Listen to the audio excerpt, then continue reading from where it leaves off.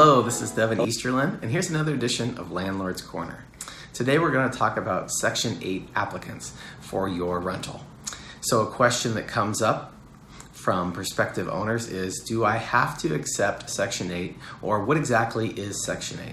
So Section 8 is just a program developed by HUD where a low-income tenant can apply for income assistance, meaning that the government will pay a portion of the rent every month directly to the landlord, and then the applicant will pay the remaining portion.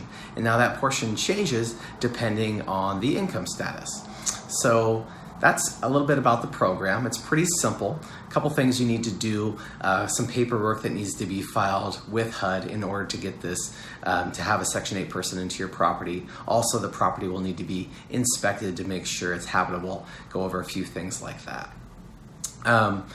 Do you need to accept it? Well, in Washington State, there is a rule where you need to accept certain forms of income. And because Section 8 is a form of income, that means that every landlord needs to accept a Section 8 applicant.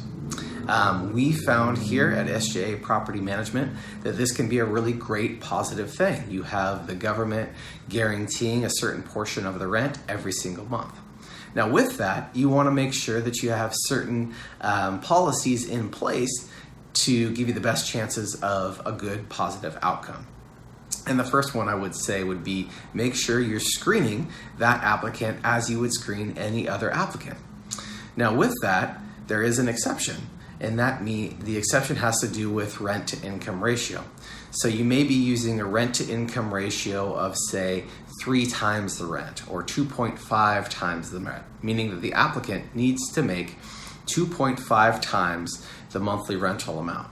Now, if it's a Section 8 applicant, you would only be making that requirement on their portion that they are paying towards the rent. So if they're paying $500 of a $1,500 a month rental, they would need to make 2.5 times $500 or 3 times $500.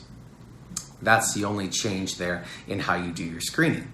However, if they do meet all the other qualifications, you do your proper walkthroughs, you get it properly set up with HUD, the Section 8 program, it can be a very beneficial landlord-tenant relationship.